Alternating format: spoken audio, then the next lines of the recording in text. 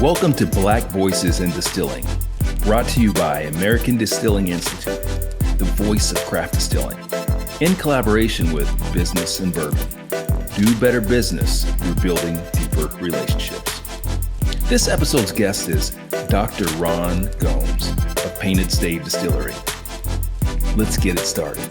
Welcome all. My name is Ronnell Richards, and I am the founder of Business and Bourbon. And I want to welcome you all to the very first episode of this series, brought to you by American Distilling Institute and Business and Bourbon. Our guest for today is Dr. Ron Gomes of Painted Stave Distillery. Hey, Ron, how are we doing, man? Good to see you. Hey, Ronnell. Your voice is butter, man. I don't know if it's butter, man, but I've been told that it's okay.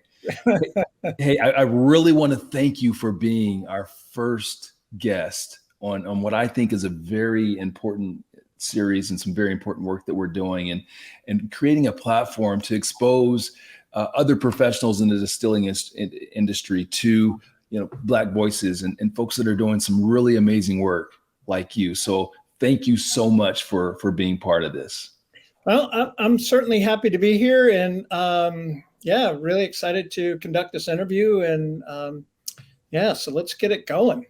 The first thing that I want to ask you is I want to ask you about your story. I want to know, how did you get into this industry?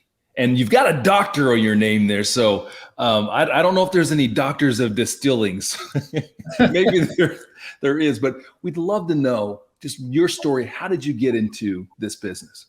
Yeah, it's interesting. I've been asked a number of times, how is it that this PhD, this person of color, this second generation American of Cape Verdean descent, how do you find your way into the world of craft distilling? My PhD background is in physiology and my postdoctoral trainings in biochemistry, molecular biology. And that's where I spent, most of my life kind of honing my craft. But on the side, I found that I really enjoyed making food and beverage and sharing it with people. And one of those things I enjoyed making was beer and wine. And I used to make beer and wine with roommates while I was in college or even in graduate school. But I never imagined that I would find myself where I am today, sitting in this small office inside of my distillery. Never planned to do this, never planned to leave academia, yet here I am. So how do I find myself here? Well, I'm married and I got permission from my wife.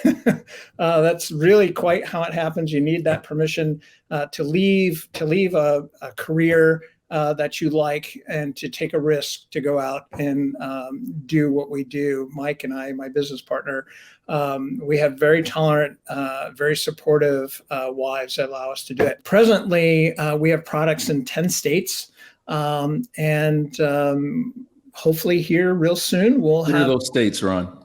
Oh gosh, so we are in Illinois, we're in California, we're in Wisconsin, we're in Georgia. I think that's where you are. We are in South Carolina and Massachusetts. We're in New Jersey, Delaware, Maryland. I don't know if I've left off a few. And as I said, we hope to be in India here real soon. So trying to lock up our first big export deals into Mumbai and other states in India. That's pretty exciting. That's pretty exciting. So, and yes, you are in Georgia, and yes, you do exist in my personal bar. So we absolutely have the rye and bourbon in my bar downstairs. If you could hop into the time machine, right? We're going to hop into the DeLorean with Marty and Doc, and we're going to go back in time. What advice would you give yourself? What's that one piece of wisdom that you've learned that you said, hey, look, younger Ron, because you're still pretty young. Younger Ron, do this. Don't do this.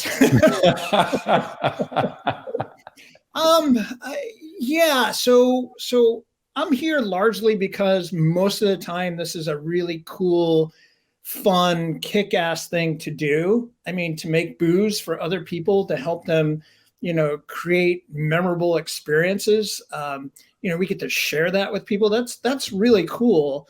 And I really did enjoy being a College of Medicine, professor and trying to impact people's lives through a lifetime of research.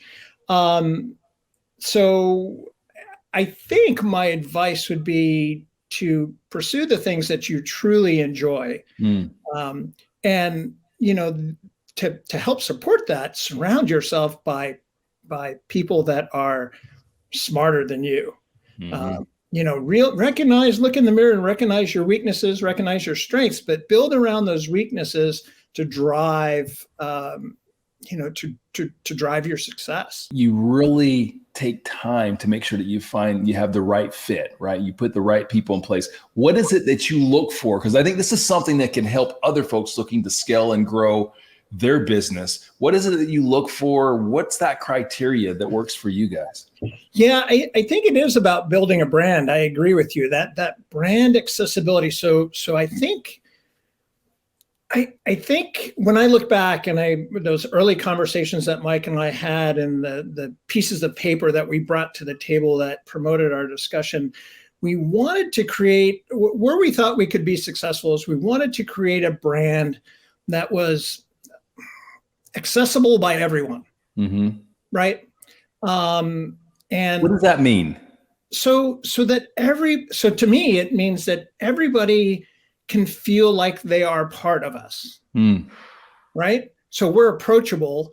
So when you come to the distillery, I mean, it's either me or Mike or both of us that are here all the time engaging with our customers. And I'm not sitting in my office when we're open. I'm out talking to people. And I think, so I'm making myself accessible. And I think our customers, when they come, they see that it's genuine. We're interested in why they're here and whether or not they're enjoying what we offer, how we could potentially change that to make it better for them and better for their experience. And I think that is contagious amongst our staff. And I think it helps to bring that brand accessibility in it, not so much in the sense of minority access, but I do think it really promotes and supports inclusivity.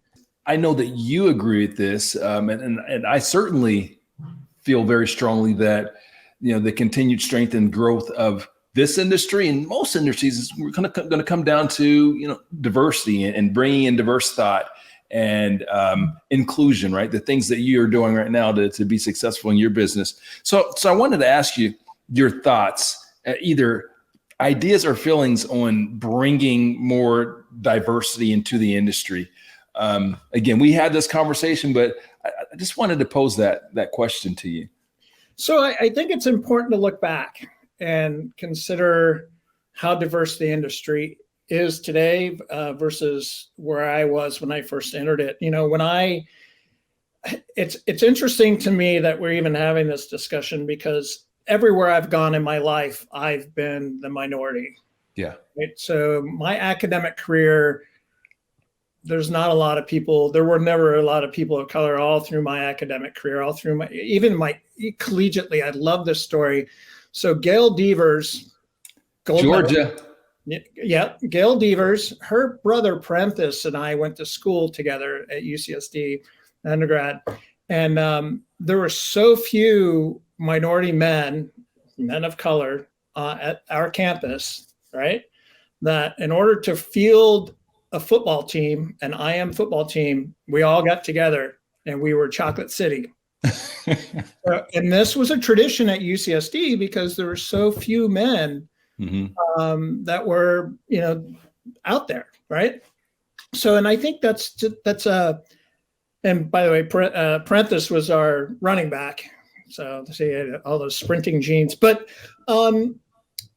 everywhere I went after college, graduate school, I was one of two, maybe, or the only one in graduate programs.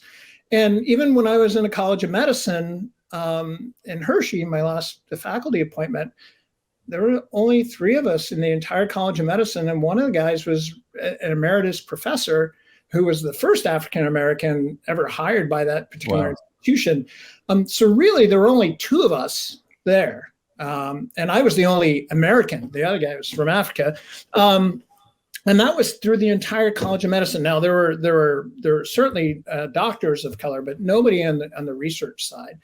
So I think over the years, I found my way to be comfortable in those environments, but I never got into those fields to be an advocate for anybody. I never said, okay, I'm going to go and get a PhD in science because I need to do my part for society and show that African American men can do this. And that's not why I'm here in distilling either.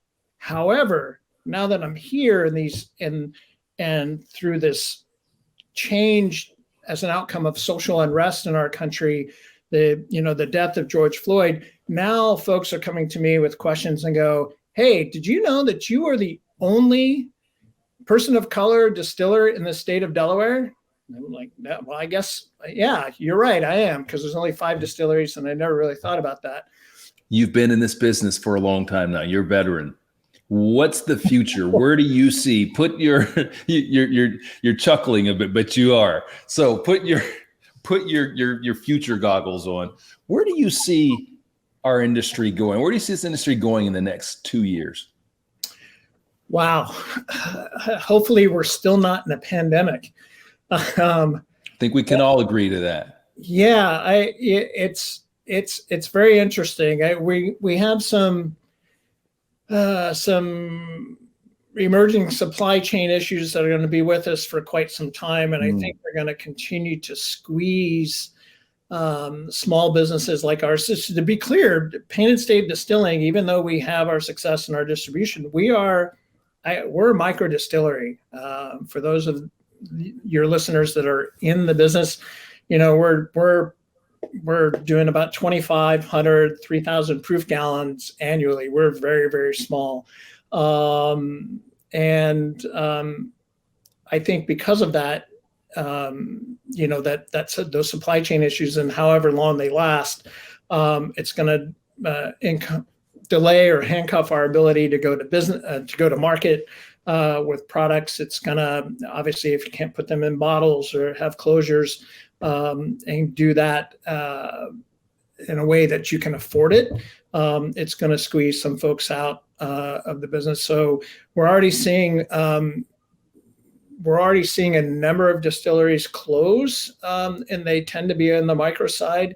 Those medium-sized distilleries are successful, and I expect them to continue to grow. But we see at the same time, we see a lot of new entrants into the craft distilling world. So the relative number of distilleries, as I understand it, hasn't changed. But I think we're going to continue to see that. I don't know if we're going to continue to see buyouts like we did 2 years ago from big alcohol. I mean, they'll pick up here and there for folks that can be successful. But yeah, I see over the next 2 years just more challenges like we're experiencing now. How can people, if someone wants to do business with you, they want to reach out to you, how can they reach out to you? What's the best way to contact you? Email hello@paintedstave.com. That will come to me directly. That's the easiest thing to do.